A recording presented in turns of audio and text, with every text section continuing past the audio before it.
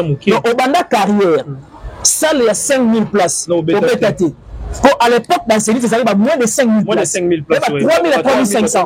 4000 places. Les gens, comment on a formé, il y a 7000 à 7500. Faisons la part des choses. JB, c'est un paresseux dans la musique. JB, c'est un paresseux dans la musique. JB, c'est un paresseux dans la musique. Mais ce que tu Kofi, à un âge avancé plus que Wera, à Sarah va exploit. Donc, pourquoi pas Wera? Zouara na bon vieux temps, spectacle à Sala, il y a double Zénith. Zénith de Paris. Et Tikala, et même na baba, na terrasse, na baba lounge bar, même na baba boîte de nuit. À une mission sur spectacle à Arène à Grand Paris. Il y a Arène à Grand Paris, fourré jusqu'aux opportunités. Et fourré l'opportunité, il y a couleur café, il y a Adidas Arena. Donc, on sait, on les ongs ici, et puis on a et là, qui c'est simplement, il y a la mission philosophique. Wera par ignorance, Wera ça la succès par hasard. Wera ça la succès par hasard. Mais les production, ils ont kilo. Tu sais le pourquoi? Dubaï, on a un terrain glissant. Très glissant. Et puis, il y a 5000 places capacité. Ce n'est pas une salle de fête, mais c'est une salle mythique. Agenda Arena. Ok, comment on Agenda Arena? Agenda Arena. C'est ça le nom de la salle. Vous comprenez? Le même Ken Piana, bah, s'il sera déjà fait Kala. Mais là, on parle toujours de faire. Oui. C'est ça la part des choses. Hein. Le même Ken Piana, à ça là, il va faire voir un pire du mal. Bah, ça va un pire du mal pour quitter faire rigoler. Le même Ken Piana, à ça là plusieurs émissions, pendant qu'il y a un Kin Awa, pour faire voir dans la mélomane que faire rigoler dans la musique congolaise ne représente rien du tout. Le même Ken Piana, tant qu'il fallait un petit stade de martyr, a dit que en tout cas, il était confirmé qu'il fallait un mouninga la bangote na musique. Mais quand on même fait rien, à mettre le rôle et puis débat on est ici là. Bref, Ken Piana, ce sont des flatteurs auprès des artistes musiciens. Genre de conneries à sa modeste personne, il doit se retirer comme un observateur. Voilà. Maman si a un talent. A Tigelata, a vieux sage. Un conseiller latin, voilà. A propulsé simplement Maman si. A exhibé si totalement talent à Maman si. Net au jugeant. Bilabel la carrière solo, ce qu'on est la poste, ce qu'on est jugé, ce qu'on est Mamassi la carrière solo. Mais il nous a prouvé le contraire. Oh, j'y mets le loco salaté. Oh, j'y mets le salaté. Oh, le loco salaté. Oh, le loco j'y mets le salaté. Azok pour salaté. C'est ça la distorsion informationnelle. Oh, azok pour salaté. Qu'est-ce qui manque aussi à JB bien de le faire? Le dynamisme. Ok. Vision. Stratégie. Le poids de l'âge. Même pas. Après, c'est le même âge. À ça, je me rends en zone. Et quand il y a une année. Azara rival Naïd. Mais pourquoi on aura une longueur d'avance plus que JB? C'est parce que JB, Azara n'est pas juste la vision par défaut. Parce que comment expliquer à un artiste qui a moins de 55 ans, mais il prend ses ligues sur Baguette, je n'ai rien à prouver dans la musique. Mais pendant que la carrière, on peut être à ça, 10 000 plastiques.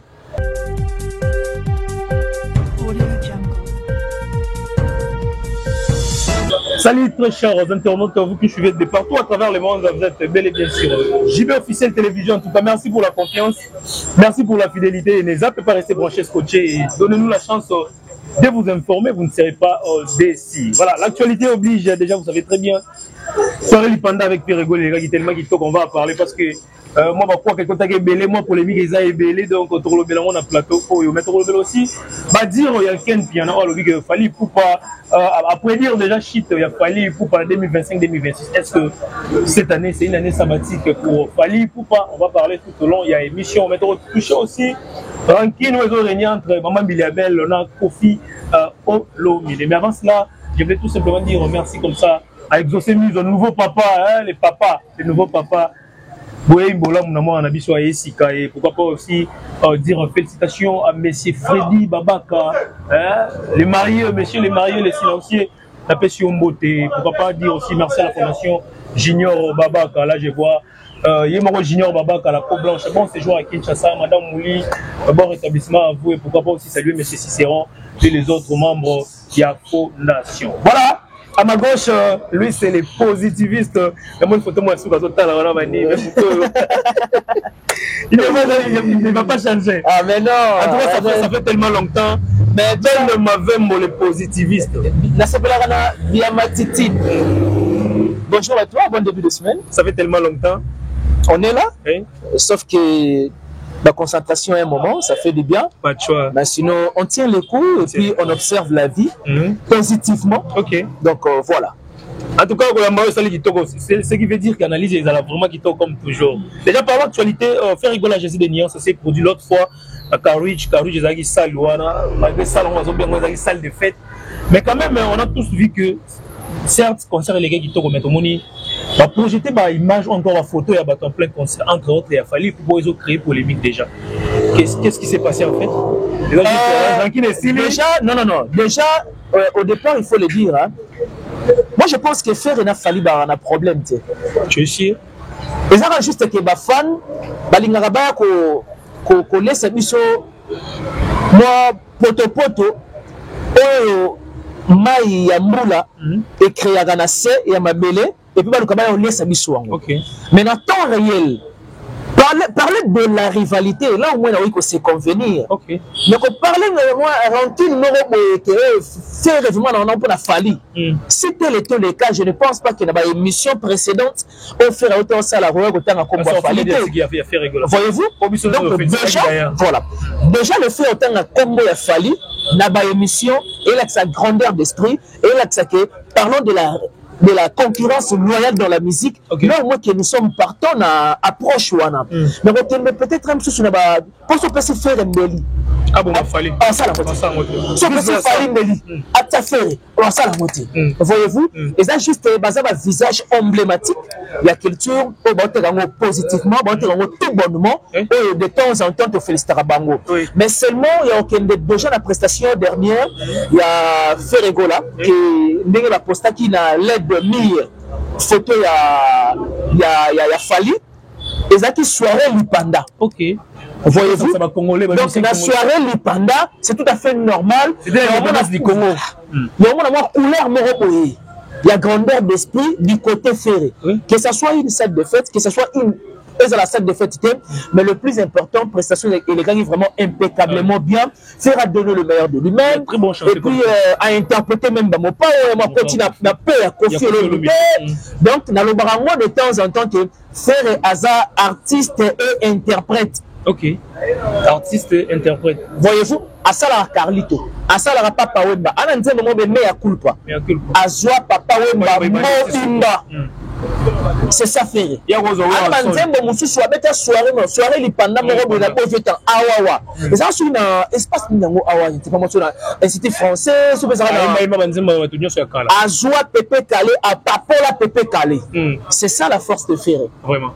Donc même moi polémique à débaliter hein. Ferregola à la si grandeur d'esprit, il y a ko balancer ba photo et artiste mususu parce que il s'agissait de soirées Lipanda. Donc, Batouana Oye a balancé, Baba vraiment, donc, artiste et Rumba. Robin Mundibo aussi, Robin Mundibo, il a posté, hein? Oui, il a posté. Bon, il y a caché à Rumba, mais à ça, Rumba, il y a moko, ils en ont fait pas mal. Bien que ça a un succès, ils ont vraiment un ampleur, mais à ça, on a parmi les photos, écrit peu moins polémique. Mais voilà ce que je dépend de ce qu'on a organisateur. Ok. Est-ce qu'il y a aussi, parce que nous devons réfléchir à deux volets, ou soit à deux tendances. Vas-y. Ou soit, moto a produit, il fait rigola, a exécuté la photo. Ils allaient balancer. Ou soit c'est comme ça que Mouto est opé, ou soit faire Yemoko, nous appelle ça qui va combo, il y a un artiste, on fait la photo, on va et ils allaient balancer. On doit réfléchir à moi, est-ce qu'on a deuxième idée, on a fait la Yemom, tu appelles ça qui va artiste. Mais c'est clair, c'est que soit héritier à 12. À 12, oui. Oui. À 12, parce qu'on a un trop bani. Alors, à bien ça la vie, pendant qu'aujourd'hui, on ne peut pas parler de la musique congolaise sans pourtant citer le nom d'héritier. Donc c'est surtout quand on parle de la rumba. C'est flou. Est-ce que moi, qui me rejoint entre Yana Lekina entre héritier Watanabe et Ferregola, parce que depuis un moment, ça bien avant, je dirais que Rancune les a quittés. Oui. Mais j'ai l'impression comme si Rancune s'est imposé. Ok. J'ai l'impression. Qu'est-ce qui s'est passé? C'est là où on est les Kanaka. Bon, tu me dis qu'on est Gendarati. Celui qui est héritier à Sala émission bon, c'est vrai qu'à un moment donné, Pérou peut énerver Ferré. À Sala émission avant la scène musicale face à Sango Israël Mutombo. Alors que relation na Ferré, et ça va rien à l'équité. Mais moi, je s'appuiera vraiment à 100% la déduction là. Tu sais le pourquoi? Pourquoi? Dans la structure, dans la société moroboué, quel que soit âge ya collègue na yo ya Moussala. Relation, relation, il y a collègue de travail. Ok, rien que ça. Parce qu'en réflexion logique, l'héritier, on dirait que Gaulois va péter un plan. C'est pas la déduction on a dit. Tout en ignorant que c'était exactement et le qui s'est passé entre héritier et Ferré. Tu ne sais pas que Ferré est plus âgé que héritier. Tout le monde le sait. Mais relation, dans la maison mère, relation, il y a l'équité. Donc apparemment comme si tu as mélangé le contexte. Tu as mélangé le contexte. Et j'estime qu'à partir de l'émission, mais un petit peu moins, esprit ne peut faire la commande. Pas actuellement. Mais attends, oui. Frère Azarat déjà la vision même, il y a Robin héritier à participer à la dynastie. La dynastie, ok. C'était ça aussi. Sauf que héritier on a préparé mi-ange, mi-démon. Il ne pouvait rien faire. Voyez-vous? Donc les choix étaient clairs. Il a fallu que héritier a se concentrer dans l'œuvre que a joué invitation donc il va participer dans l'album ya Mutumususu. Vraiment. Voyez-vous? Et puis il y a plusieurs fois la télévision. Donc les lots autour de tout bonnement, il n'y a pas à cacher. Rancune et quota du camp Spiritas et puis du camp il y a Bakoloa. Oui, parce que genre concurrence sur l'effet déjà héritier Azaki balancé dans l'aide de miroir et prouvé à suffisance que mon ami en tout cas apparemment comme si Mamoudoué apparemment comme ça s'est passé entre Spiritas na Bakoloa et tenir sous soutien. Donc à l'exhibition tout bonnement et puis à cacher les leurs. Voilà. Donc c'est cela. Même avec mon invité du jour, toujours ça l'analyse comme toujours. Il soit hier, c'est là, il peut éclaircir point par point, mot à mot. Donc c'est un peu ça. Alors de l'autre côté, tout le monde Ken Piana, ancien communicateur, il y a Fali Poupa aussi. Alors que on peut dire déjà shit, il y a Fali Poupa. On a tous remarqué qu'en 2025, Fali Poupa a travaillé vraiment comme c'était pas le cas de l'autre fois. Est-ce qu'on peut dire qu'ils ont une année sabbatique pour y Fali ou bien c'est juste reculer pour mieux sauter? Non, même pas. Fali a des concerts après venir le 9 août. On est à Dubaï. Un terrain glissant au Congolais. Moi, je suis avec Nani, Néné, qui est le reproduit. Mais na affiche, na moni combo na ega? Maman Nani, Maman Chimène. Maman Chimène. Maman a Pierre Néné. Appelé Pierre Néné. Oui, mais si je me suis relancé, Bilamba na Maloba. Maloba pas me sur Bilamba. Non, moi je pense bien que ça va juste une façon de miser moi galerie na production. Mais la production, moi, ça kilo. Tu sais le pourquoi? Dubaï, on a un terrain glissant. Très glissant. Et puis, il y a 5000 places capacité. Ce n'est pas une salle de fête, mais c'est une salle mythique. Agenda Arena. Ok, comment on Agenda Arena? Agenda Arena. C'est ça le nom de la salle. Vous allez comprendre. Le même Ken Piana, s'il sera déjà fait Kala. Mais là, on parle toujours de faire. C'est ça la part des choses. Le même Ken Piana, à ça là, il va faire voir un pire du mal. Ça va un pire du mal pour qu'il s'affaire rigola. Le même Ken Piana a ça là plusieurs émissions pendant qu'il y a un King Awa pour faire voir à Mélomane que faire rigola dans la musique congolaise ne représente rien du tout. Le même Ken Piana, tant qu'il fallait avec ce stade de martyr, a dit que en tout cas, il était confirmé qu'il fallait que Mouninga la bangote na musique.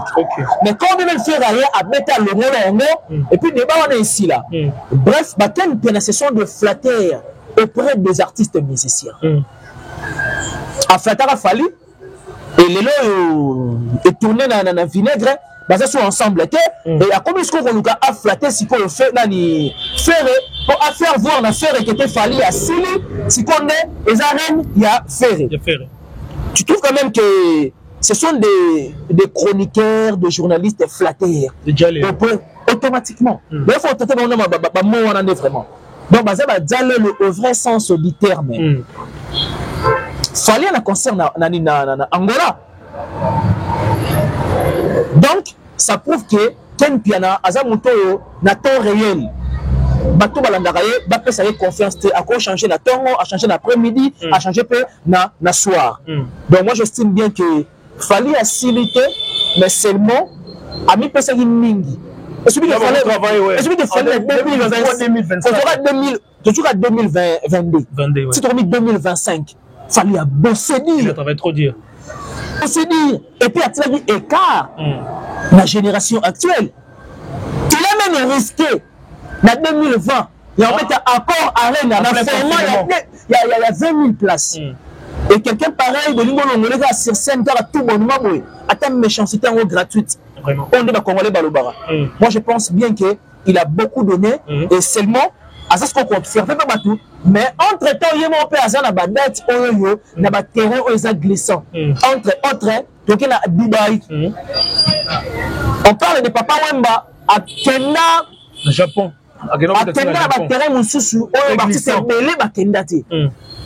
C'était une façon de vous à la précurseur. Et c'est aussi pareil, la génération actuelle, on parle de Fali, il est précurseur et l'artiste est mêlé. Les mêmes Fali, aucun Piananga fait avoir besoin d'être assis, mais c'est les mêmes Fali. On l'a bâti Paris, la défense arena, et jusque-là, aucun Congolais à Kemetakuna. Mais la RDC, c'est un pays à musique, un pays où il y a la pépinière et l'artiste. Donc, il est risqué qu'on a pas d'animité. Vous comprenez? Moi, j'estime à mon humble avis, et ça qu'il fallait trop donner. Maintenant, à l'étape, il y a observation. Et surtout que, annonçant déjà, Stade de France n'a joué et l'équipe est métamité. Alors, qu'est-ce qui s'est passé d'ailleurs?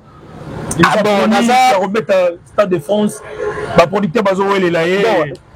En réalité, c'est communiqué peut-être genre que en réalité, ça rappelle le moment où c'est comme il va lever le moment où orgueil donc orgueil où ainsi de suite. La défense c'est pas facile. Le bien avec Fali, c'est un artiste challenger. Qu'il plaît, qu'il neige. Rassure-toi bien que Fali a un stade de Martinique, stade de François. Et puis Tembessa Nini, et ici là. Tembénier. En côté, on remet un peu Tembessa là. Pourtant, on a tiré des filles à Paris, la défense arène. Là, tu as formé à 30 000 places. Il y a 35 000 places. Jusque-là, ça peut faire déjà plus d'une année aucun Congolais à qui on sait qu'on a. Faire malheureusement.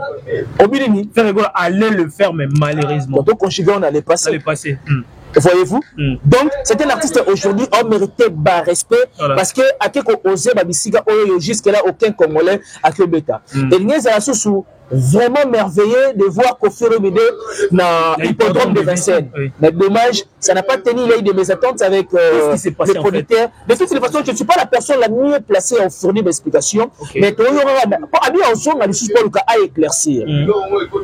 Mais selon la rimologie, moi, mes attentes, moi, quand la dernière minute, la producteur. Il paraît, elle rumeur, ils ont l'information. Mais justement, ça devient une information fiable. Quand bien même au Kessiko est auprès, il approche. Soit confirmé, c'est ainsi que ça devient une information fiable. Donc, tout ça, on espérer toujours que l'hippodrome, à nous, plus tard, il va ça mais normalement ils ont la ciment mais parce qu'on parle comment quand même des derniers grands concerts. Mais comment expliquer et comment raquer moi ce qui énormément s'est passé et ça moi c'est que mais noir non mais je ne pense pas les amis noirs ils ont noir parce que les amis noirs ils viennent la vidéo moi ça là Yoana il y a déjà dévoilé à moi mais ils ont une noire il y a de mes attentes pour entraîner un producteur et voilà pourquoi espérons voir Kofi Olomide chanter les choses on espère bien voilà espérons voir Kofi Olomide na hippodrome parce que moi pour mettre mission des concerts on a et voilà là tout ça on pense à concert on a et ça là qui peut voir que la légende de la musique congolaise à boucler la boucle avec un très grand concert en Europe et que ça là vraiment au Kitoko. Toujours Koffi Olomide, qu'est-ce qui se passe entre Yé et Maman Biliabel, Simba Benda, Oya Lobaboy, Maman Biliabel a comme si un niveau Koffi à la base il dérange, il est très mal éduqué. Est-ce qu'il va comprendre Maman Biliabel toujours qu'on dégaine? Non, c'était des propos sauvages à la personne de Koffi. Koffi c'est le père d'une famille. Koffi c'est l'époux d'une épouse. Donc, quand bien même on s'est pointé à l'horizon des médias. L'épouse de Maman Cindy, il faut très bien préciser. Cindy Olomide. Donc, Madame Cindy Olomide. Voilà. Moi, je trouve bien qu'à un certain moment, il faut que vino. Pourquoi? Parce que c'est ça. Voyez-vous? Vous voyez que jusque-là, depuis Mbilabel, la saliba émissionnette, aucune réaction, aucune réaction à la personne de Koffi Olomide. Et là, c'est d'une part grandeur d'esprit, il y a la personne de Koffi Olomide. C'est-à-dire, à trouver que ma propos est pesé dans moitié à sa modeste personne. Et maman il a ainsi pas mal la battement au joyeux. Mais combien même aux huiles, au sucre parfait, on l'a tibia, on a genre ma propos à la personne de Koffi Olomide, à un moment donné, est rabaissé. Tout en ignorant que on a fait un concert le 20 septembre à Madeleine. La Belgique. La Belgique, comment Biliabel? Bien sûr. Or, c'est le temps pour toi de la promotion. C'est-à-dire, tu parles plus de Koffi Olomide, on lieu et place de parler de la prestation à venir. Donc, en tout cas, moi, j'étais premièrement mécontent de traiter la personne de Koffi Olomide mal éduquée. Et puis, on reconnaît la rivalité à Yona Cindy. C'est que toi, tu as fait la carrière sur le Cindy. Et pourquoi tu t'agites? Parce que Koffi Olomide a bien dit Cindy le cœur légende. Ce sont des propos de Koffi Olomide. Ça ne lâche que Koffi Olomide. Bien, une chose vraie et sûre, aucune opinion est revendiquée à la validité universelle. Vraiment. Donc, on peut le faire Kara. On peut considérer un peu en moitié. Viens à Jean-Marie Kassamba, notre aîné dans le domaine OE. Avec Fali, Azan légende, mais Azan envoie encore ma légende. Et il m'a proposé. Mais toi, tu as attribution, la caractéristique d'une personne légendaire. Tu as dit que tu fallait à Zanakati. Ça veut dire que tu as distraire Batou. Voyez-vous? Donc, ça n'empêche qu'il y ait. Abi Misabiso na Bosoto, à la personne de Koffi. Koffi est déjà grand. Koffi déjà a confirmé Batou, a perfusé la musique, a apporté la musique à Congo. Et donc, un peu de minimum. Il y a respect. Koffi a semé la musique à Congo. Plusieurs dire que Koffi Olomide dérange, que Koffi Olomide il est grand temps pour lui à qu'il ait la retraite, qu'il a commencé à contempler le Sala Oya Sali. Moi j'estime que il se convenir dans Batouana. Tu sais le pourquoi? Pour ma chère, ma connerie à sa modeste personne, il doit se retirer à comme observateur. Voilà. Maman si a un talent. A Tigelata, a vieux sage. Un conseiller, quartier latin, voilà. A propulsé simplement Mamassi. A exhibé Siko totalement. Talent à Mamassi. Mais ton jugeant, Mbilabel, la carrière solo, ce qu'on est la position, ce qu'on juge, ce qu'on Mamassi, la carrière solo. C'est ça. Parce qu'il nous avait promis qu'il faut Mamassi, album à Méoyo. Pour ça, l'observateur, c'est la moins impatiemment. Celui qui a fait en tout cas, c'est un artiste complet. Et puis, on travaillait dans Mamassi de façon que Mamassi a confirmé, bien confirmant sous ordre naïe. Parce qu'on a confirmé dans l'album, il y a eu Moko. Voilà. Et permettre de tout de balancer. Ah, si vous avez un talent, ils ont caché, ce qu'on peut faire, c'est un inné. Donc, c'est cela. C'est une bonne chose en tout cas, Torosela, album vraiment qui on ne peut pas toquer à Bonassa qui est le rançon qui va se produire le roi de la forêt dans Didas Arena le 18 octobre. Donc, Ranson des retours en Europe, encore et toujours, mais Makamboisa, toujours les représentants légaux à Wenge, le clan Wenge. Mais ce que tu Koffi, a un âge avancé plus que Wera, alors ça va exploit. Donc, pourquoi pas Wera? Son spectacle, un spectacle, on a tous vu l'autre fois. Non, mais on les a copié. C'est son élément. Wera se nourrit des spectacles. Wera se nourrit de la chaleur. Et Wera sait transmettre la chaleur.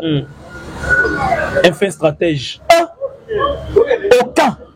Aucun, je bien dit, aucun artiste musicien congolais. À ça, le spectacle est Wera Sala. Zoara na beau vieux temps, spectacle à Sala, il y a double zénith. Zénith de Paris. Et Tikala. Et même dans bar, dans la terrasse, dans la lounge bar, même dans la boîte de nuit. À une mission sur un spectacle à Arène à Grand Paris. Il y a Arène à Grand Paris, fouiller jusqu'aux opportunités. Et fouiller l'opportunité, il y a couleur café. Il y a Adidas Arena. Donc, on sait, on est zong ici, et puis on a et là, qui c'est simplement, il y a la mission philosophique. Par ignorance, ça a succès par hasard. Ça a succès par hasard. Vraiment. Et là, c'est que ça a succès par hasard. Pour ceux qui ont ça a succès par hasard, jour à nos sarabats, tu n'as page officielle naïe, Arène à Grand Paris, à Baviewana Basila. Mais il nous a prouvé le contraire. Au Jibé, le loco salaté. Au Jibé, on salaté. Oh, le loco salaté. Oh, le Jibé, on salaté. Azok, on salaté. C'est ça la distorsion informationnelle. Oh, on salaté. Qu'est-ce qui manque aussi à Jibé bien de le faire? Le dynamisme. Ok. Vision. Stratégie. Le poids de l'âge? Même pas. Après, c'est le même âge. Ah, ça, je me rends en zone. Et quand il y a une année? Azara rival Naïd. Mais pourquoi Ouera a une longueur d'avance plus que JB? C'est parce que JB, Azaï n'est pas juste la vision par défaut. Parce que comment expliquer à un artiste qui a moins de 55 ans, mais il prend ses leaks sur Baguette, je n'ai rien à prouver dans la musique. Mais pendant que la carrière, on peut être ça à 10 000 plastiques. Même pas 5 albums. JB a 4 albums. Hein? T'es 5 déjà, ça va. 5 albums. Attends, ça. Donc, bac de maths, et quand il y aura 5 albums. Donc, au banda carrière, ça, il y a 5 000 places. Non, au BTT. À l'époque, dans ces livres, ça arrive à moins de 5 000 places. Moins de 5 000 places. Il y a 3 000 à 3 500. 4 000 places. Les gens, comment on a formé, il y a 7 000 à 7 500. Faisons la part des choses. JB, c'est un paresseux dans la musique. Il est paresseux. Le problème, c'est quoi? Il y a des JB. Moi, quand on a des JB, ils ont attiré ce que le producteur a le cas de découvrir. Mais celui-là, il fuit. Rival, il y a Weranson. Mais déjà, c'est difficile. Ceux qui savent, il y a où ils sont pas sur le ça va annuler le concert, c'est que ça ne va pas y avoir. Espérons qu'il y ait quand même moi mes attentes, tout soit là au moment où il marche, il y a un moment qui est abétagité. Mais on veut que JB a reprendre la scène européenne. Il a tous les atouts. Mais n'est-ce pas que JB dans mon relation était vraiment. Mais vraiment. Si réellement vraiment est tika la bateau, que nous pouvons nous soit l'élo. Parce que vraiment est prouvé bateau non, il ça là-bas œuvre que le bateau. Prouver ce qu'on bateau na retraite na yo que œuvre là et tika la bateau kota bateau en tout cas œuvre là ils sont communicables. Vraiment. Mais seulement la différence qui existe entre JB et Ouera aujourd'hui, Ouera a une vision et puis Ouera a une provision. Parce que l'élo, Ouera a une provision. Mais bien sûr, Ouera peut faire chose comme l'élo, Ouera. On peut faire chose comme une provision. Provision, oh, à Salara. Parce que JB, il existe une provision de. JB Mpena a une provision de. S'il vous plaît, on veut tous voir JB Mpena se produire en Europe parce que ça fait tellement longtemps à BTT. Et puis une grande partie, la nouvelle génération, JB Mpena en Europe. Il faut quand même le dire. Parce que on est sur aujourd'hui, on a posé un problème. Quand on a apparaissé la musique, tout le monde avec Weranson, la nouvelle génération, mission comment on a apporté. Cela veut dire que JB, non, Ouera, en d'autres termes, ça la Kofi. Il faut s'adapter à la génération. Ok. Matika attente. Est-ce que Ouera, c'est la future nana Inosbi? Inosbi. Parce que partout, c'est pour la Inosbi, la génération actuelle. Ouera, 2012, 2015, 2016, 2017, quand on a ce que Ouera. Une fois, mon père m'a parlé de Ouera. On nous a découvert Ouera à partir de la collaboration avec Inosbi. Ok. C'est ça l'adaptabilité. Au Kofi Square Saranango. C'est que JB n'a jamais fait. Ouera pas Zanango. C'est un paresseux dans la musique.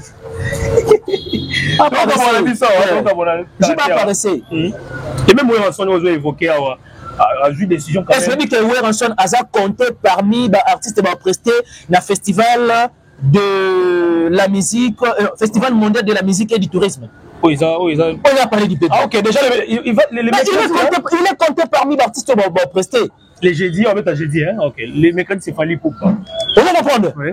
Donc, JB Aluka a se réveillé. Ah, on a trop. Pardon? On décide enfin, il y a retombé le mois en depuis Pombanian, ça dit que non, il a du talent, il a tout pour non, mais en principe, On a consulté pas mal à moi. Depuis cas du talent. Là, on va bien qu'il y a l'ingarangote, mais ce sont mes propos. Et j'estime qu'il y aura toujours na cadre encore approprié et logique. Il y a ma propos là. Déplique à ça, sali en miniature en termes il y a timbre. Il y a timbre disons. Parce que timbre il y a ce qu'on va s'imposer à frapper fort. Vraiment. Abîmer la distraction. Abosser éviter. On dirait que c'est vraiment motivé pour la musique. Ah oui, c'est l'album na frère Naël les inséparables. Oui, quand on a album qui toque Betty. Eh ben tiens bien, eh ben tiens le roi banini ba. Ah. Tiens bien banini. Et là on y est bon en promotion.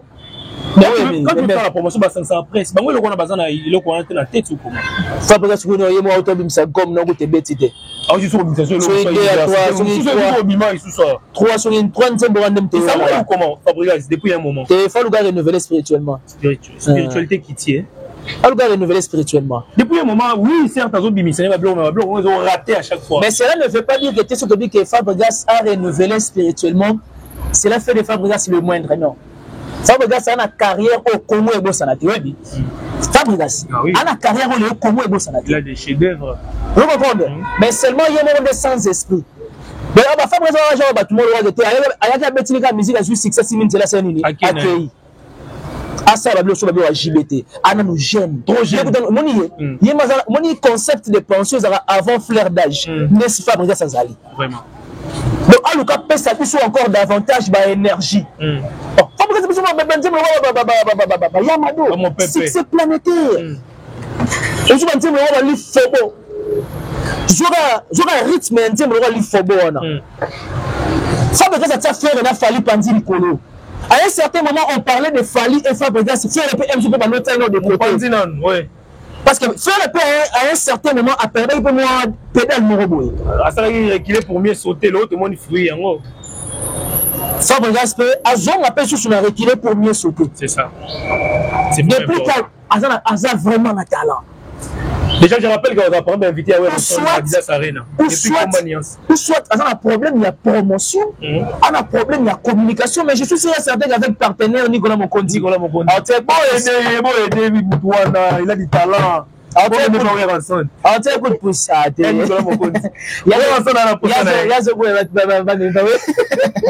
Oui, on a pour ça à relancer. Parce que nous sommes arrivés à la fin de cette émission. Qu'est-ce que les gens peuvent retenir les lots? C'est une première fois les gars dans Jimmy officiel télévision. Donc, qu'est-ce que les gens peuvent retenir dans le passage dans les lots? Non, mais simplement te valoriser concurrence loyale dans la musique. Ok. Et comment on a le sens mort ya mabé. Tout le monde en dehors il y a concurrence. Donc il va repérer sa valeur, il y a concurrence et loyauté. Sauf qu'il faut te vendre ici la concurrence loyale. C'est ainsi que on ne parlera pas de d'abord on a beau une biso les lobby. Est-ce que d'abord on a beau une temps réel? Tu vas mettre l'émission dans la musique jamais, c'est impossible. Comment on a tu vas voir dans un spectacle na bourna mais bourna ba reçoit zéro ba contacter. Donc tout ça vraiment polémique n'a juste des valeurs nango. OK. Et puis tout l'ingaba artiste tout soutenir de la même manière. Pourquoi ça nos fans maintenant X ça s'allie bien au petit maboko et non on parce que ça fan il y a biama. Vous comprenez? Donc moi j'estime bien que ça vraiment na artiste baza bourré du talent. OK. Baza vraiment baza vraiment na eloko na makila et puis na nzoto. Vraiment. Basa la bien. Et puis l'artiste belé le on a problème il y a promotion. Les inséparables. Les inséparables on a ezana bandem rose idété. Mais Betty ko te Fabregas abimi sur album sous. C'est pour étouffer les albums Betty on a ton ngene. Même pas il y a une année. Même pas 3 mois, même pas 4 mois. T'es 3 mois Samia le gars album les inséparables. L'album a Fabregas plus de 5 mois. Si on a 5 mois, l'album de 5 mois, c'est pour étouffer l'album musique ensemble mais non. Mais différence c'est ça que il y a yeka na déplique. Mais est-ce que il y a groupe naé. Mais comment promotion, éviter sur Light Music. Comment sur Light Music bien avant comment Villanova. OK. Donc Villanova version monsieur soit. Très très. Le deuxième album à groupe donc félicitations naé. Félicitations naé. To comment na biso ba sport Hollanda c'est ngamo libanga. Non en tout cas na linga ba on est tout mingi. Bon bébé. Bébé, ah, il n'est pas joué. Voilà, c'était la benne. Les positivistes. Donc, Azaki, au four au moulin, il était juste. Moi, selon la canine, à l'émission, c'est un fainéant. Naïf, moi, musical naïf à mon soni.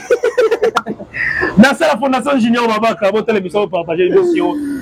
Merci, félicitations à M. Freddy et prof, le nouveau marié, et ça lève Madame Mouliola qui toko wapi, la Fondation Junior Babaka. Yémo Junior Babaka, bon séjour à Kinshasa, l'homme à la peau blanche, le président du Présidium, la Santaki, qui fait tout Santaki et Maambouezali.